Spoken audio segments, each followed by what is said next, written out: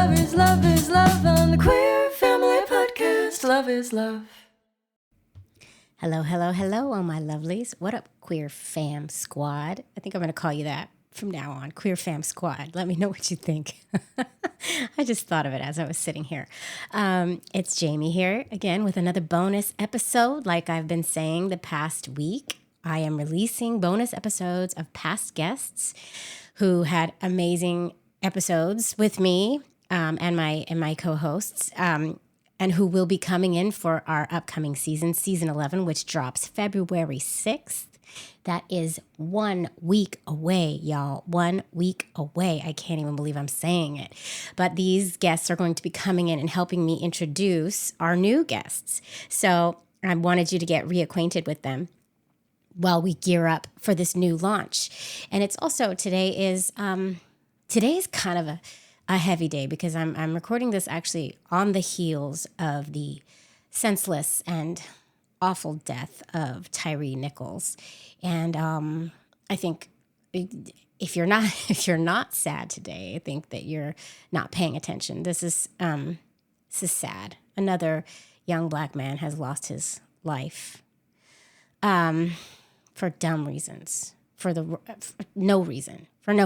It's sad. There's a mother, there's a family mourning this poor kid's senseless death today. And I'm sad. And the fact that he called for his mother, I think all mothers, I saw a meme. I didn't come up with this, but all mothers are called to action because he called for his mother. And George Floyd called for his mother before he passed away too. It's just like, what do we do? I don't know. I just wanted to acknowledge it today. And I don't know what to do, but I do know that we need to keep having these conversations, especially those of us with privilege, those of us who have more privilege than those who don't. We need to be having the conversations. Don't shy away from these conversations. And I intend to. Lean into these difficult conversations and unpack this shit because it's not okay. Anyway, that's all I'll say about that. I don't want this to be a big downer for y'all, but I think we're all feeling slightly down. So I don't think I'm being tone deaf here. But also, and I want to mention also trans women are being killed at alarming rates. Still, Unique Banks just lost her life recently in Chicago. And the numbers keep adding up. And so it's, what do we do? But okay, so the guest I'm bringing in, it's actually really fitting that the guest I'm bringing in for today, the episode that I'm bringing back, is the very first episode we had with Tiq Milan. Tiq Milan, a writer, speaker, activist, model. The episode description reads, Tiq Milan joins us to talk about losing the lesbian community when he transitioned, his dear sweet auntie who asked if he and his wife were going to use his sperm to make a baby. I love that. And the importance of visibility. This conversation blew my mind. Tiq Milan is one of my favorite people, one of my favorite folks to talk to because Tiq just packs so much into every sentence, and you don't even know he's saying so much until after the conversation and you're unpacking everything you heard, and then you're like, oh my God, holy shit, that was deep. Like when we were writing the book, we put lots of excerpts from Tiq in the book, and I just couldn't believe how much he said in every little tidbit. It's just beautiful. This conversation, we talk about gender, we talk about masculinity, we talk about parenting, we talk about race, we talk about racism. We go to many destinations in this conversation. I'm really excited to share it again with you, and I'm also really excited for Tiq to come back. He's coming back soon, and I cannot wait to touch base with Tiq and see what's going on with him. But without further ado, I'm going to have Helen and Beulah roll that tape. They're being so helpful to me. I hope you can't hear my 5-year-old in the background because I am recording this on a Sunday with my whole family in my tiny apartment. So I apologize for extra noises. Okay, Helen and Beulah, of course, are sitting right here, like looking lovingly into each other's eyes. I mean, I can't with this lovebird crap. Anyway, okay. All right, you two lovebirds, you go ahead. You roll that tape. Love is love is love is love.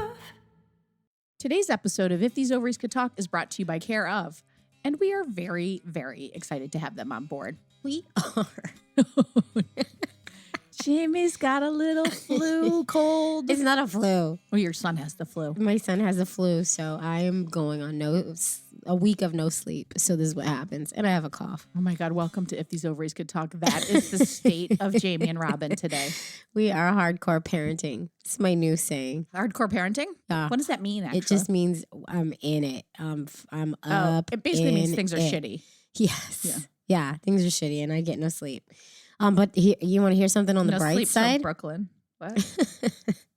On the bright side, we're getting merchandise. Yes, I was like, what's the bright side? I got so excited. We are. We're gonna have like little onesies. Well, I mean, like that's my vision. I know I want onesies. Yeah, totes. We haven't. Okay, so we should manage expectations. We're not done yet, but Mary's at home right now trying to set things up. Yeah. Thank you, Mary. Thanks, Mary. And then we want you guys to email us if you have any ideas of what you want us to make. Yeah. Obviously onesies. Onesies. We'll have some shirts. You know, you want a hat? You want a hat? Let us know. You want like a hat with an ovary on it? Yeah, oh my God. Just one ovary. Just one ovary. Not two. So you can email us at ovariestalk@gmail.com with your ideas because we'd like to hear them. Yeah, totally. Please do. So guess what, Jamie? This Sunday is the 31st of March is International Transgender Day of Visibility. Yes. It's a Isn't day. that exciting? I know it is. It really is. And it's a day that's dedicated to celebrating transgender people and raising awareness of the discrimination faced by transgender people worldwide. I mean, that seems like a great idea for a day. I love it. It is. This was spearheaded by this U.S.-based youth advocacy organization called the Trans Student Educational Resources. I wanted to say that right. For you to say. I wanted to say it right. I didn't want to mess it up. It's a lot of syllables in there. Syllables. It was spearheaded by them because there is a day of remembrance, a Trans Visibility Day of Remembrance, which is November, right? November 20th. I know that because that's my son's birthday. But it really just mourned the deaths of transgender people. And so they created this day to celebrate the lives of transgender people worldwide. Well, I love that. And in honor of said day, we have Tiq Milan on today. He's a writer, a public speaker, an advocate, and he also happens to be a model. I mean, he's gorgeous. He's a handsome devil. He really is. And he's my new guru. Let's get him in here. Yeah, let's do it.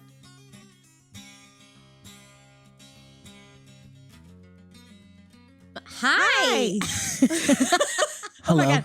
I wish that was a video that you could have seen the scared face of Tiq's face. You're, by the way, not alone. We scare almost everyone. We're scary ladies. We're a lot. You two are great. I'm so Welcome. so glad we were able to get this together. I feel like I was borderline stalking you for season 2. for about a year. And then I was like, there came a point where I was like, I should probably give him a break because I think I'm really coming at him too hard. And then I was like, what I'll do is I'll go quiet and then I'll come back for season 3. You did. You ghosted me for a minute. I did for a minute. Like I was a little hard to get. Then you slipped into my DMs again like, hey there. Give us the elevator pitch a little bit about you because you have like a pretty significant career. Okay, so I'm Tiq Milan. I'm transgender guy. So my career started off, when I first started off my career, I started off doing hip-hop journalism, right? Oh, really? So I'm doing hip-hop journalism. You know, I interviewed everybody from like Jay-Z to Lil Wayne, all kinds of folks. It's been amazing. Going to all kinds of events and things. But what was happening, now this was before I had transitioned. I was just really butch. I was like, okay. I was really, really butch.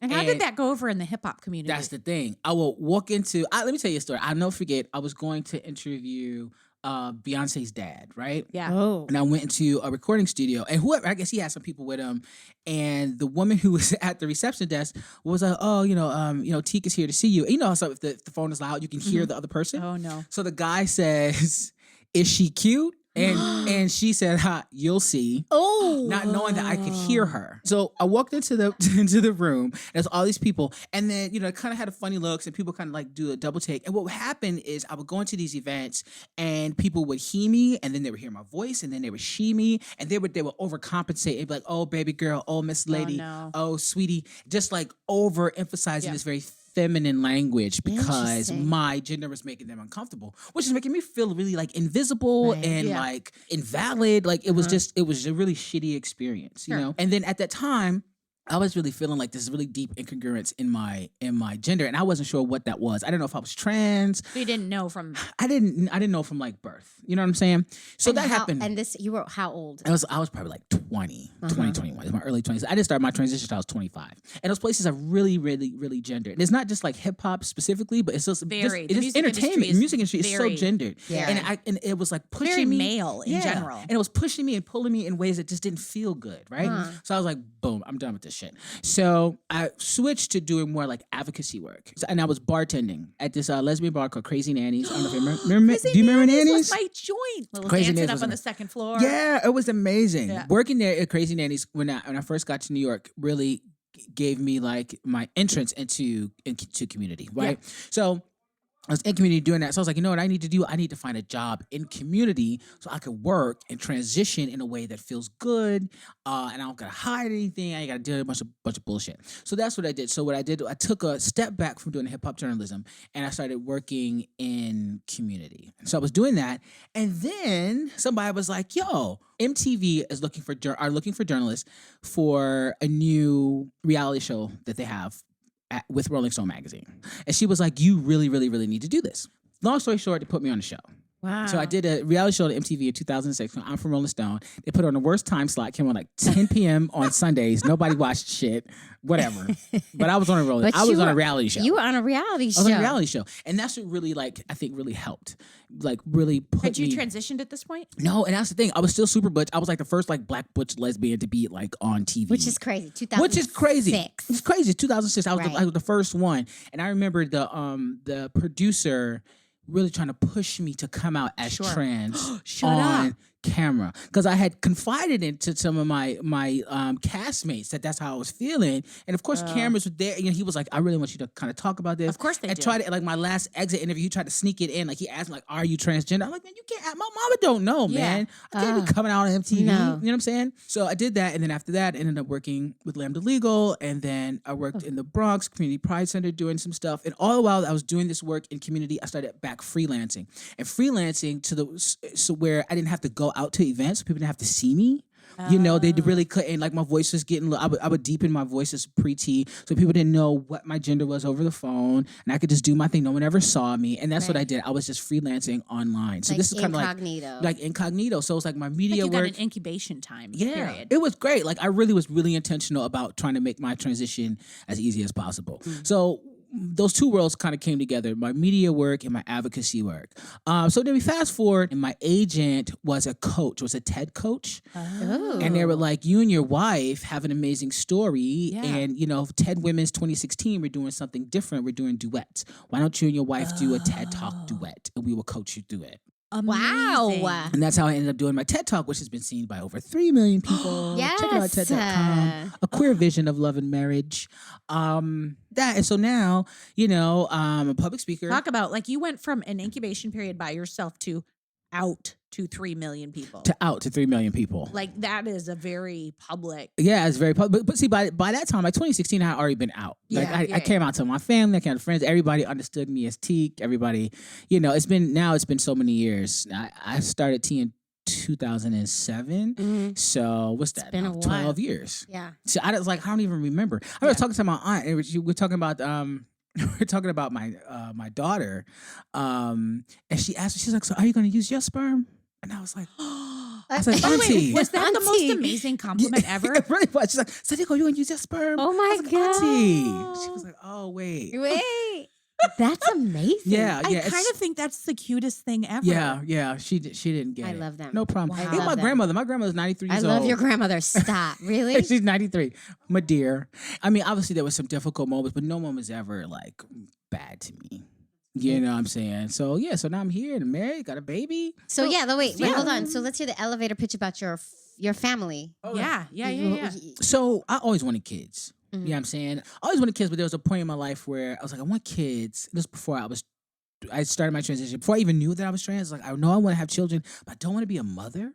And I didn't understand then that I was trans, so I had put it in the back of my mind. So then I transitioned, and when I met my wife, we were talking, and she wanted to have kids, and I wanted to have kids. So I was like, great, I finally met someone who wants to have children, and we're kind of in the same place. Had you already transitioned when you met your wife? Yeah, I already transitioned. Matter of fact, she didn't even want to talk to me at first because when I hit her, me and my wife had met on Facebook, and when I first slid in her DMs, like I do, she thought I was a cis guy. And she was like, "No, I don't like you. I'm not having any of you." She's like, "Do you not see my profile there?" Yeah, she's like, "I like lesbians and like trans men. What are you doing?" And I'm like, "Hey, guess what?" Yeah, so Amazing. we wanted kids, and it was really hard at first trying to figure out how to do that, but we figured it out. Found a donor. Boom, boom, bang, and now we have a baby. Anonymous, open donor. Did you use a? It's a donor that we know. Oh, interesting. Mm-hmm. Somebody that we know, and we were like, "Hey, we're a queer couple. This is what we want to do." He was cool. His mom is a lesbian, and he was like really responsive and respectful. He was like, "Yeah, I'll shoot this in a cup for you." Great. Like, thanks, and you dude. and you used her egg.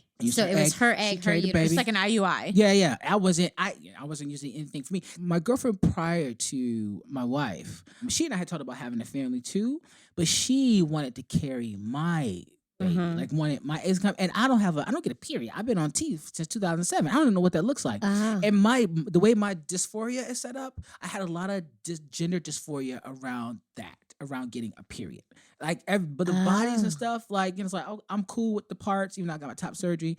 But that one thing I couldn't do. And in order for her to carry my baby, I would have to get off of my teeth and let that come back. That was. Can you imagine what you'd have to go through for that? I couldn't do it. And she was really putting a lot of pressure on me. And my mother was really mad at her. Like, how would she ask you to do something like that? That's a lot to ask of you. Good for your mom. Yeah, my mother didn't play that. And so then when Kim and I met, she understood that wasn't happening. She was like, "I would never ask you to do that." No, it's really a lot to ask. Yeah, she was like, "I would never, ever, ever." So found a donor who worked for us, and we have a little girl now. So it was an easy process. Yeah. No. Did you do legal paperwork?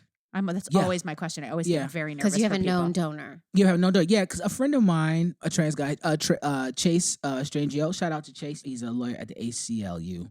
He had a known donor as well, and so he just gave me the contract that he used for them. Gay drafting. And he was just like, just switch it up. So I did that, got it notarized, boom. And we did it, and it took a few months, and then we got pregnant. Now, prior to that, we had tried before with anonymous donor, and we had a miscarriage. That was really hard in 2015. And then 2017 is when we found the new donor guy. And yeah, it only took about 3 months. Nice. Just like three. Very lucky. Yeah. Is he in the kids' lives in any way? Not at all. That was his whole thing. That's He was great. like, I don't need to be. I just want to do this. Yeah, because he already had a kid, and like he had a relationship, and he was just like, he's like, my mom's queer. I totally That's get great. this. Here you go. Was there any other Thanks. reasoning for picking? Like, did he resemble one of you, or like when we pick our donor? Like, we picked our donors that look kind of like us. Yeah. He looks like my wife. Because like we wanted somebody, because it was like we can't find anybody that looked like me. We want to find somebody that looked like her. And not for nothing, like us trying to find anonymous donors, like from like donor registries is so hard. There's just not a lot of Black donors. In Canada, in the entire country of Canada, there are only 24 Black donors. This is, you know what? We haven't talked to some rainbow kids. Yeah. Queer spawn, children of gay moms they're in their 20s now, 30s. And they talk about this, the whole, because of laws in Canada or whatever, it's really hard to get. It's really, really hard. It's really hard to get. Yeah, it's really hard to get. There's a lot of white guys, but there were just hardly any Black men at all. Is the process like, could you have used a bank and shipped into Canada, or was it just? That's what we're doing so we're working on baby number 2. You are baby number 2. So we bought a bunch of sperm, and a couple of them were Black guys, and a couple of them weren't. I was like, so listen, my baby. Hold the phone. You just this bought, is like, new for us. random bunches of people, like not just like you didn't just pick one donor and then buy like 12 vials. You were just like, we're buying 4. No, This is a first because for all of them us. didn't have, because like the one guy, the one Black guy that we found, the way they did it, you can't get like 14 vials from one. Yeah. This was a sperm bank. This is a sperm bank. Like an online sperm It's bank. an online sperm bank, right? I think we used one. There's one like in Seattle. Yeah. And then we had to find sperm banks that were shipped to Canada. Right. Because the whole thing is that we want to have our babies in Canada. Right. So I had one Black guy. We could only get like 2 from him. And then there were other people. There's one. Only get 2. Wow. That was like all that was That's left. all that was left. Oh. That's the thing. It was all that was left. Right. And so there was that. And there was another guy. I think he's like, my wife is Trinidadian. So we found a guy who was like Trini and like Asian, like Chinese or something like that. And you're like, then, close enough. Close enough. So yeah, I think we got it from 3 different donors that are 3 very different looking folks. So like you have backups. We have backup. You'll go with choice number I was gonna one. say, you bought them all and you're like Choice doing them number in 1 order, is or number you- 5910. Oh, I love it. It's number 5910. Yeah. It's choice number 1 that we're You're gonna gonna work go with. there, and then you're gonna work down. Okay, so you're Oh. banking a group of them and then you're gonna work through them. So you just We're want gonna to work have them them. all on hand. Yeah, we'll have them all on hand. Yeah. Wow. Just in case it takes. We don't know how long We've it's gonna never take. heard that before. This isn't new for us. Yeah, This is new. Yeah. Everyone that we've talked to has been so just like agonizing Like with the finding binders Superman. and the like and you guys are just like, we got these people and like Yeah. they'll all be good. And We you're just want the them- dad. Yeah, and I'm the dad. Don't matter. And you don't care. I don't care. My baby right here. I have a little Asian baby. Guess what? That's my baby. That's my little Asian That's baby. my little Asian baby right That's there. my little Asian baby right there. And I love her. I don't care. Who cares? It really didn't matter. I mean, as a trans person, I know for me, I had to let go of this idea that my kids are ever going to look like me Yeah. or ever going to like share my DNA. You know what I'm saying? Was that hard though? Was that even like a? It doesn't seem like that was for me, difficult for you. It wasn't difficult. For Yeah. me, it wasn't difficult because those are the things I had to think about when I started my transition. When you I started your had to think about that. transition. I also had to think about like I'm about to come out as a trans person, and I may lose everybody in my life Right. that I thought loved me, and I got to be ready for that loss. I have to be ready for the long term implications of what I'm about to do to myself and to my body. It's Well, like and your life comes down to the what is the math term? The lowest common denominator. Yeah, Right? yeah. And you talked about places where you were welcome and not like from a bad point of view, but maybe less welcome at Crazy Nannies after because now you're a man. Yeah. And it's like you have already gone through all this. So this point is just like, whatever. Yeah, I this want is a baby. Yeah, there's a loss. There's just that's what it is. Like you have to like there's a lot that you gain, there's a lot that you lose, and there's a lot you have to negotiate. And those are the things that I really was really intentional about thinking about, knowing that I was going to lose some community, knowing I was going to have to grieve like the woman that I was and grieve like the sisterhood and the community that I made, and also understanding that my kids are never going to share my DNA and they probably won't look like me. But that doesn't mean they can't be like me. Yeah. Let me tell you one of the most important things I think that I've ever heard was when I came out to my dad as a lesbian when I was 14, right?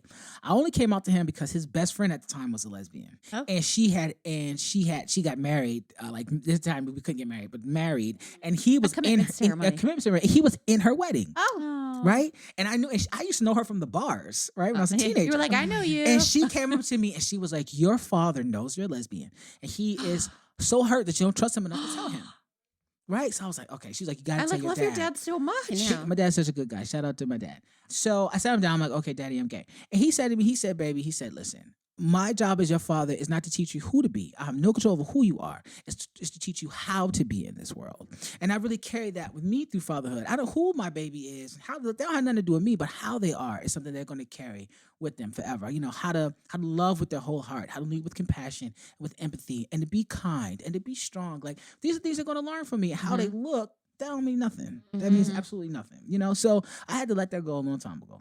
That's I'm amazing. learning so much from you. I Yeah. mean, just because I got so hung up on we got so hung up on choosing this donor and knowing that both of us were going to carry and Yeah. each wanting to look like, Yeah. it's and once the kids are here, none of it matter. matters. By the way, so much of it doesn't matter once It the doesn't kids matter. are here. Like Yeah. all the when you meet a first time. I mean, and like by the way, I really mean this. No offense to women who are currently pregnant and stressing about it because it is a really big deal. Yeah. But now that I have a 9 and 7-year-old, when I'm looking at them going through all this, I'm like, oh honey, like it's how that baby comes out is so irrelevant. Yeah. Like you are going to be crying because your kid won't stay in their bed. Yeah. Like it's like this is just It's have the nothing. baby and like nap. Yeah, Like, it's exactly. just- Put him in the nursery and take a good. You'll Like be the rest fine. of it, it's fine. You'll be fine. Yeah, Have that a glass of wine, being- no one got hurt. Yeah. It's just this, but it's like it's all in those moments. Yeah. It is critical. Yeah, it really is. Like, It really is. critical. Yeah. But that being said, like when my daughter does something that is not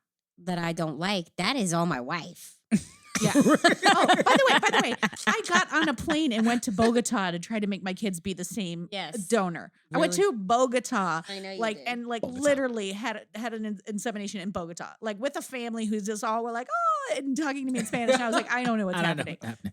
I have a beautiful. question for you. Sure. We talk a lot about when you start to tell your kids about your non-traditional family. Yeah. And I'm wondering in your family, what's your like do you have a book? Do you have what's your story there? Okay, so Okay, so we just got a book. So my daughter just turned 1 on January 17th, and we had a little party for I her. thought she was older. It's a little early, but okay, go ahead. Yeah, right. Sorry. She's only 1. I'm like, she's in the womb. Have you started talking to her yet? I thought she was like 3. I'm sorry. No. She's just 1. There's She's wine. Just, she's still like, blah. All of that. So anyway, so a friend of ours gave us a book about a crayon it's called Red, and it's about a blue crayon that has on a red wrapper, and everybody thinks that the crayon is red because of the red wrapper, and the crayon is like, I'm actually blue. I'm really, really blue. And everybody's like, no, you are the color of roses. You're the color of this. Like, no, I'm the color of the sky. I'm actually blue. Oh my God, I love this book. Yeah, so that book we have for my baby. And then I want her to see the movie. It's a cartoon movie, and it's about a shark who is a vegetarian. Like at the end, like he's like a light blue and he has a little sash on it. And he's like, I'm a vegetarian. So I wanted to see that. But for us, our kid is always going to know that gender is a variety. Yes. It's not a binary experience. One of my daughter's godmothers. Okay, so 2 of my daughter's godmothers are butch women, right? And another one of her godparents is a trans woman. Our doula is a gender nonconforming person. His pronoun is they.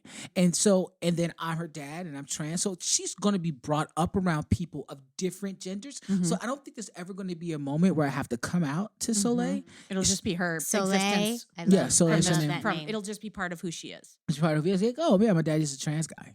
And and my babysitter is gender nonconforming, and this is who they are. Like she's just It'll be gonna part of know. her language. This will be part of her language. Yeah, she's going to be brought up with that truth that gender is a spectrum, and then she's always going to know that she can be anywhere on that spectrum as she wants. Like right now, like we gender her as she, because we're her parents, and she's 1, and she can't make any decisions. But when she gets to the point where she wants to make decisions about her gender and how she wants to show up in the world, then do whatever the fuck you want to do. Yeah. Right. Yeah. You know what I'm saying? So I don't ever want to come out to her. My coming out days are done. Yeah. I'm almost 40 years old. I'm done coming out. Right. You know what I'm saying? I am. Yeah, I am. I'm here. So that's it. So that's that's how we're going to deal with that. I love that. Yeah. And my kid is always around a bunch of queers all the time. I think that's a common thing, that idea of just building the community that you want your kids to see and making sure they have.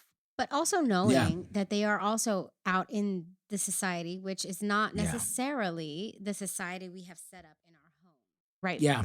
And knowing that they are going to be seeing that and hearing things that are not reaffirmed in our household. Yeah. And also being prepared to have the conversation with them about, so-and-so, asked you if you have a boyfriend yet when you're 5, and we're going to talk about this because you don't have to have a boyfriend, and being because you're 5, right? And Kim and I think about that all the time. Maybe because we're new parents, that we're super protective, and we have all these really like grand ideas of have that second kid.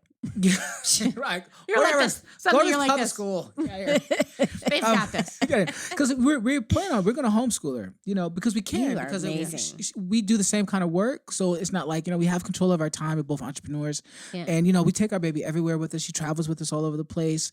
So we really want her to understand that even though you do learn lessons outside of the home, the greatest lessons that you learn are the ones that you learn in between these 4 walls, you know what I mean? And to carry that with you everywhere that you go. But that's what you're saying. That's a large part of the reason why we don't want to put her in school, right? Because of that. And also just, Kim and I both were always the only Black girls in our classes. We both in gifted programs. We both went to very, very white schools. And it wasn't always nice. It wasn't always bad either. Like I've made some amazing friendships with the white girls that I went to school with, like amazing, amazing girls. But I had some really fucked up things happen to me. Yeah. And particularly from teachers and administration. It wasn't even like my peers. Really? Like the white girls I went to school with were amazing. It was the teachers that treated me like shit. The administration that treated me like shit, that thought that I wasn't capable of the things that I was achieving because of who I was. Wow. And I don't ever want my daughter to have to deal with those things. Like I dealt with those things, so she doesn't have to.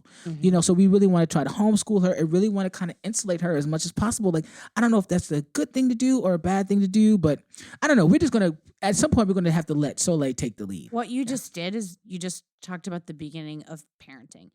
I don't know if that's a good thing. I don't know if it's a bad thing. It's where we're going to start. Yeah. And I think the difference between a good parent and a bad parent is that you start somewhere with the awareness that if this sucks, we're going to make a right turn. Yeah. But if it and really dialing in to see, like, is this the best thing? And if it's not, like, correct. Yeah. if you don't, then like you stink as a parent. Well, stay open, which I think our lives teach us.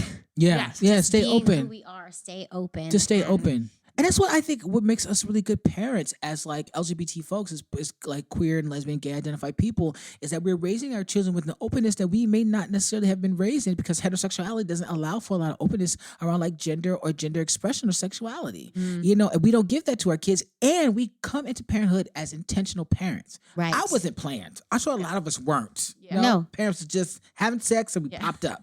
That doesn't happen in our community. With a cigarette in their this mouth. is And a martini. It comes back to this every episode. Yeah. We are Intentional intentional. parents. We're intentional parents. None of these families are by accident. Not a single one. And I think that makes us better prepared. And Yes. it gives us, like, you know, I have the patience for my baby. And, you know, I'm ready for like the change in my life that happens because we have a kid. Like, you know, I've had to like, you know, just dial things back a little bit and dial certain things up a little bit. But I knew that's just what I was getting into because I wanted her. And we worked really hard for to have her. Yeah, we worked hard, yeah. made money. And Yes. you know what I'm saying? Like Worked hard, yeah, man. we worked hard. It was not easy. So I did this thing in Brooklyn that morning. And there were so many people lined up because they were coming to the school to vote. Everybody had on their Hillary Clinton, you know, buttons and whatnot. Had their kids and shit. Everybody feeling all fucking inspired and shit. And it was just voting raucous. for our woman like, president. Yeah, it was amazing. Like people, there was just so much hope. energy, Hope so much hope. in You the could air. feel it in the air, in the school. Like everybody was just so excited. I've never right? been so hopeful. It was an amazing morning. It was an amazing morning. So I get to the airport and you know, the TVs are going. And everybody's like, everything's popping up red. And I'm like, okay, it's okay. So then, I get on a plane, get to Miami. You know, get off in Miami, and things are just going to the crapper, dark. right? Oh my Things are getting really shitty. Yeah. So by the time I get on the boat, fucking Trump is fucking president. Oh my God. So my wife called me the next day, and she was like, "Yo, your country has lost its collective mind. We are leaving." Good for her. Yo, I want to move to We Canada. left the next month. We moved Good for to you. Look at Toronto, you. December of 2016. Got a condo there in 2016. I was back and forth in New York a lot in 2017. I was really here, but making our way there. But then, wifey got pregnant, and then that was it. And that was it. Yeah. And then baby was born in January, and I've really been in Toronto ever since. This is like what I say I probably say it once a month. We got to go to Canada. I've never met anyone that actually picked up and moved to Canada. Yeah, we picked you're up and we happy. left. And we're really happy. So my wife and I travel the country telling our stories of family and talking about intersectional approaches to human rights leadership and executive leadership. Because what we understand is that when we have organizations and companies that are inclusive, they are more innovative because you're having so many different creative viewpoints, right? So I get to do that, and then I do like the college circuit and just sharing my story. I do a talk on creating organic masculinity. I do a talk on allyship across margins. I do talks on sexuality and sex and consent. Like I'm going to a school in University of Alberta next month, and I'm doing a long training with all of these like athletes and all of these boys to talk to them about sex and consent and what it means to not be a fucking tool your whole life. Right? Like just don't be an asshole. Don't be an asshole. Just be nice. Yeah. Cost you nothing. Yes. Because I think there's a generational divide right now between like the younger generation and the older. Like I feel like there's not a space for just like talking. It's like there's this like feeling of like everyone, and this isn't just like trans. This is also like gay. This is also color. Like there's like this. You should come educated, and I do think that's true. Like we should all work to be educated. But sometimes like I don't know what it's like to live in Russia.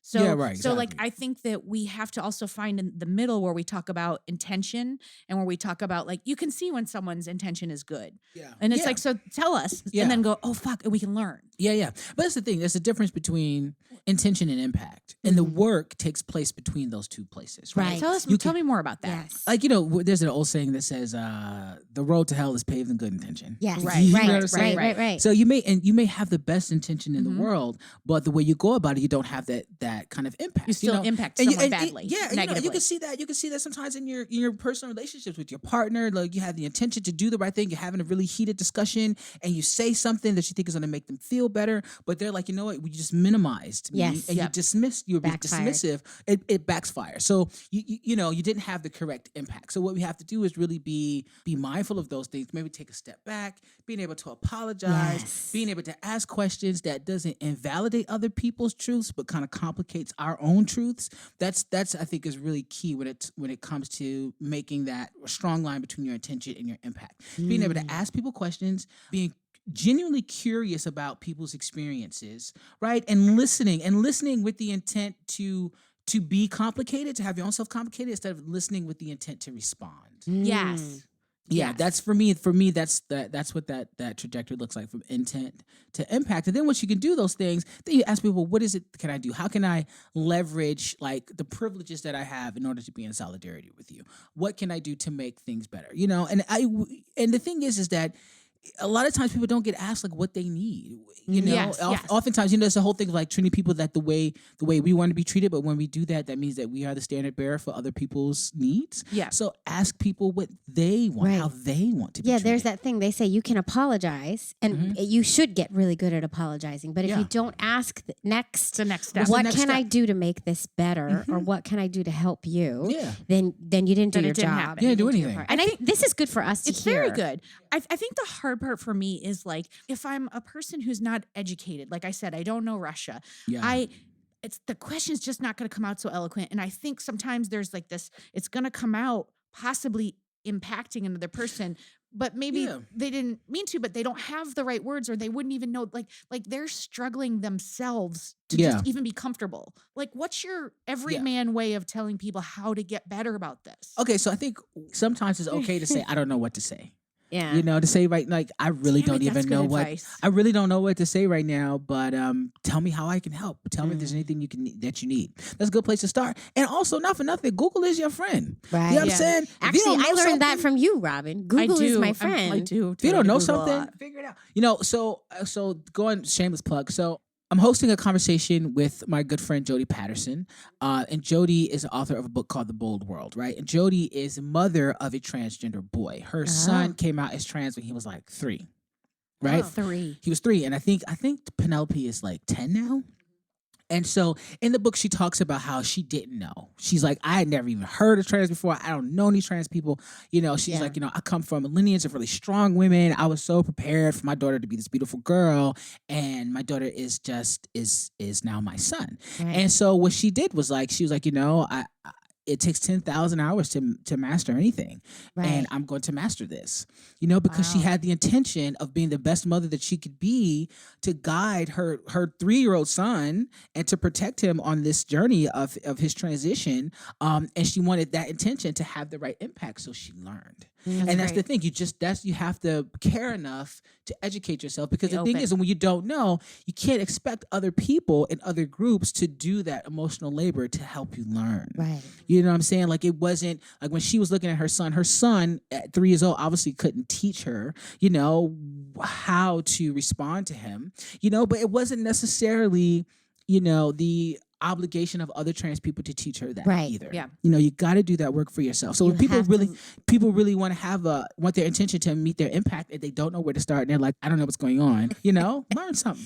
Or think of that person as, have the compassion for that person as you would your 3-year-old child. Yeah. That's a nice way to That's think of it. that's a takeaway for me. Yeah, Right. have that compassion and have that empathy. You know, like I think that empathy is really important when we talk about execution. I think empathy is really important when we talk about like empathy, and like empathy is really important when we talk about like moving forward. Yeah. You know, so like grounding yourself in compassion and empathy and working from that place. Right. Yeah. You know, and which I have found. Let me tell you another story. So I did this panel, right, at Ryerson University in Toronto. And it was about masculinity. I was the only trans guy on the panel, and this straight cis guy was like, you know, what I have always been taught is that empathy is antithetical to efficiency as a leader. Thing. Like, Right. I don't have time to like take care of your feelings. Right, Like, right. we And I have feel like that's a tasks. very like masculine man man thing to kind of Yeah. think about. And I Don't was be like, emotional. Just do your that's such task. bullshit. You know what I'm saying? Like, it's, you know, you have to be really grounded in empathy in order to be able to lead people and to have an impact and for growth. Teak, you said something that it's still stuck in my brain. You Tell said organic masculinity. Oh yeah. What is this? What is this concept? Okay, so for me as a transgender man, I know I started my transition at 25. I started living fully as a man at 25. Before that, I came out as a lesbian at 14. Right? Oh, wow. So like I'm very, very queer. Like all I know, like since my sexuality developed, when I started, it's always been in queer community. And so I'm in queer community, and then now I'm a man, and I was looking for blueprints on what it meant to be a man in the world. It was different being like a masculine woman in mostly women's spaces. Right. But then because there was a butch femme blueprint.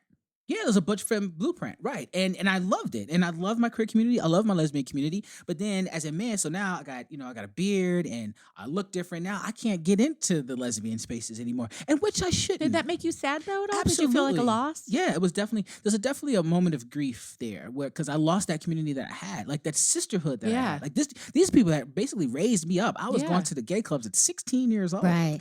So here I'm a man in the world, and I've kind of lost my community, which has always been kind of like my support and my kind of crutch, Yeah, that's hard. And I was like, I don't want to hang out with these straights because I think straights are awful. Yes, no offense to straight people. So here I am, and people look at me and they read me as straight, but it's like I really I didn't see any examples of heterosexual masculinity that felt good to me.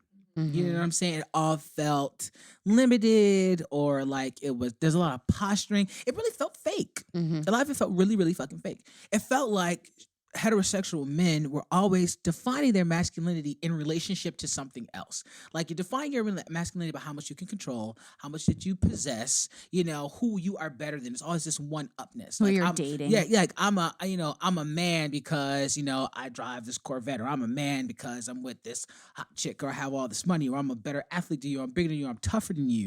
But when you get rid of all of that, when you take away everybody else and stop putting yourself against other people, what is left of your masculinity? I'm like, I really don't know. You know what's interesting?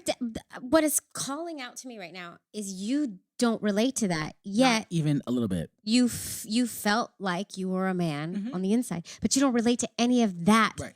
And that's where the That's organic so masculinity comes from. And I interesting. always say, for me, it was about curating masculinity that was tethered to my spirit, and not something that had to depend on a third party. Like my masculinity isn't something that could be undone by something as innocuous as like the color pink, right? Or like Beyonce, or having too much joy, or being sad, or being fearful. Yeah, none of these things do anything for me as a man. I'm still a man. The idea of passing in that language has a legacy in the United States. And it's a racial legacy. It comes from like light-skinned black people and light-eyed black folks who would pass for white because either, they pass for white, particularly like, during the Reconstruction and things like that, because it, gave them better access to healthcare, to schools, to neighborhoods, to safety, to autonomy, just to be able to live as your autonomous self and really just be able to pursue your dreams and your goals. Money to jobs to fucking stopped by like systemic racism or like overtly like violent racism. So that's where passing comes from. It was a deliberate and intentional thing. And you also have black people who just internalized white supremacy and hated being black and was like, fucking, I ain't black, I'm white. You know what I'm saying? Yep. So, and these are things that are really intentional, right?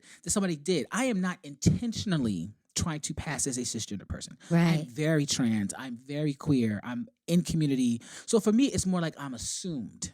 People assuming I'm not doing anything to make people think that I'm a cisgender person. People are assuming that I'm a cisgender person. You're just being who you be. This is what my transition looked like. But I, in no way, under any circumstances, want to be straight or want to be a cisgender person. Like that's not who I am. Or need that as a badge. Or that's not my thing. So that's how I feel about passing. So I just switched the language around. But I mean, it helps. Like when me and my wife are out in public and they see us, particularly us as a black family, they see us as a black heterosexual family, and they go, oh, like you're so young. People think I'm so young, and she's so young, and they're like, oh my God, we love you. Look at you, yeah. And you're all pretty. Yeah, like, and it's like if you knew how fucking queer we were, honey, you'd be throwing a Bible at us. Jamie, you look tired. I am so tired. This winter season has really, really, really taken me down. I'm losing my voice. I keep getting colds. I'm a mess. You need to subscribe to Care of Jamie. What is that again? Jamie.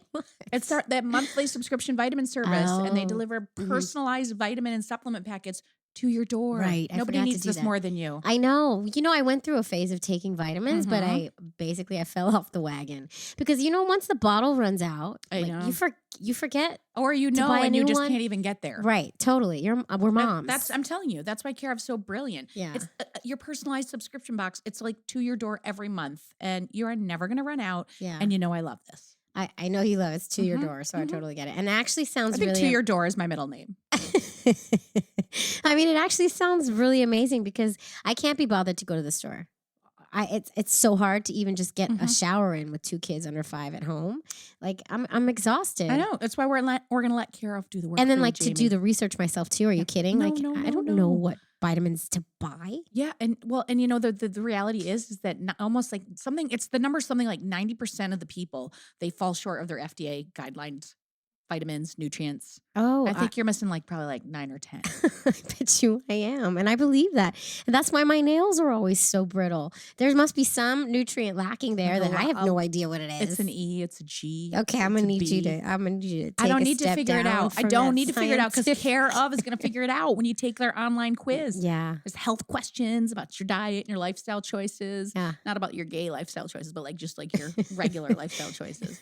And then they're gonna send you monthly packets of vitamins that are customized for you. I love coming, as I said, directly to your door. I mean, it sounds really easy, and that's what I need. But I have a question for you. Yeah. Do they offer vegetarian, vegan options? Because I care about this kind of thing. Stop it. Of course they do. Of course Can they you please do. just get it already? Because you sound horrible, and I need you for this podcast. I will. I'm going to do it. And for our listeners out there, Care Of is offering 50% off your first month. That's so much. That is so much. So you should all do this too. Let's all have good nails together.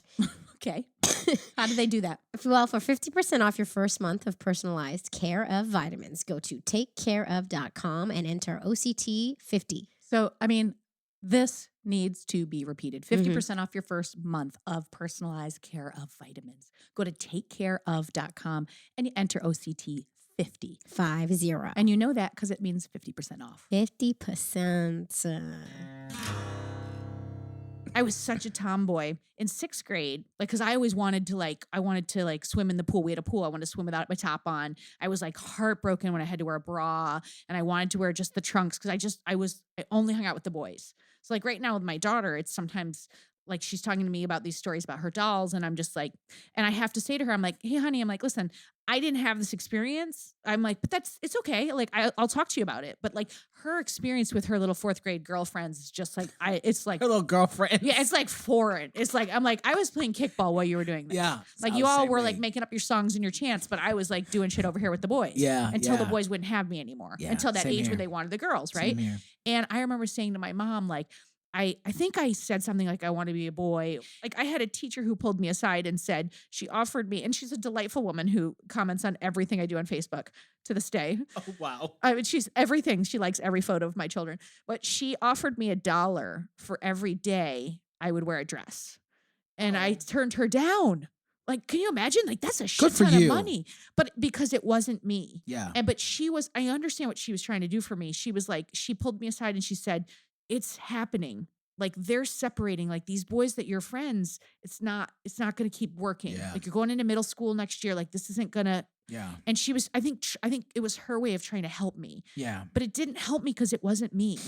Mm-hmm. I just love hanging out with the boys. But yeah, it just felt right to me at that time. And me, you have a similar experience because I was definitely a tomboy growing up. I remember my first experience around gender when I was 7, and my mother had bought me this strawberry shortcake bicycle. And she was so proud of this bike. I had just learned how to ride without my training wheels, and she bought me this bike and had the pink tassels and the pink banana seat. And I wasn't fucking riding that bike anywhere. Okay, I didn't know I was trans. I was I'm not riding this. I'm not riding this. And and I didn't know I was trans at the time. And I'm just saying this to say there's really a spectrum of what gender looks like. Yeah, because you are identified as a woman, but you're not necessarily into all of the femmy shit that people say that women are supposed to be into. Now, at that time, I didn't know that I was trans, but I knew I wasn't into those feminine things either. But for me, I really associated being a boy with freedom, not necessarily my gender. Yeah. Because the boys could go to the riding bikes to the park. I had to stay on the block. You know what I'm saying? They could be out after street lights. I couldn't. There was so much freedom for them to be in their But it was also just freedom. Like I didn't want to shower like until Sunday. And I was like, fuck this shit. I'm playing kickball. I want to play football. I want to be on the Little League football team so badly. And I couldn't. I'll share pictures of me in the football. Please. With my little bowl cut. Please. You'll see some pictures. I love that. But that's the thing. Like boys are given more freedom. Yeah. You know, it's like girls have to learn how to be like ladies. You know. Oh my God, I was not interested in that at all. Me neither. I hated stockings and dread. I had to go to church and itchy ass stockings. Wow. Well, I mean, this has been an incredible chat. I mean, just like awesome. You just really. I feel like I need you here. Like I need you in my ear. Yeah, hey, like an IFB. Jamie, you're strong enough. I'm seeing little mantras. You got this every week. Little audio files. I would take them. I would take them. Guru Tiq here. Guru Tiq. That's my thing. So I'm writing a book. Okay. Oh yeah, tell us about the book. So the book is called Man of My Design: A Self-Determined Life. It's a memoir. It should be out fall of next year. We're still, me and my agent are still working on it. We're still doing it. We're still massaging it and putting some wheels on it, but it's happening. Tell folks about your podcast too, because like you're a fellow podcaster. I am a fellow podcaster. So hey. So I have a podcast called Mask Undone, and Mask M-A-S-K. It's this idea of taking off the mask of masculinity, because masculinity is so performative. It's just so performative. It's not, a lot of it is just so inauthentic. So it's me and another trans guy. I love hearing that. It really is. I'm gonna say it again. We need to get you to Oprah. We can't do that, but we'll do what we can. Yeah, you can. We're gonna start a campaign. You are right in line with Oprah. You need to. You're so in line with her. Super Soul Conversations and Masterclass. Like you could be on both of those. Let's put that out there. Yeah, we're putting it out. I'm all about the thank you for letting us stalk you and for coming back. Thank you for stalking me and make sure that I got here. I'm so happy I came. This has been really wonderful. Has been fun. It's been great.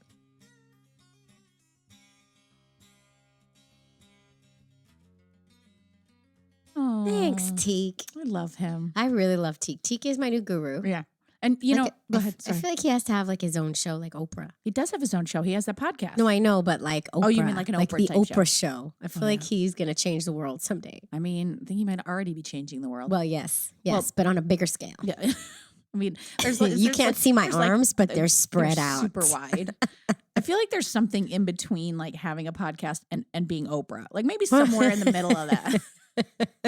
I think he's on the up and up, though. I think like we're like on the level of Oprah. Not close at all, Robin. Not even. Well, you can check out his podcast. Is called Mask Undone. M-A-S-C. Yes, correct. Not K. Correct.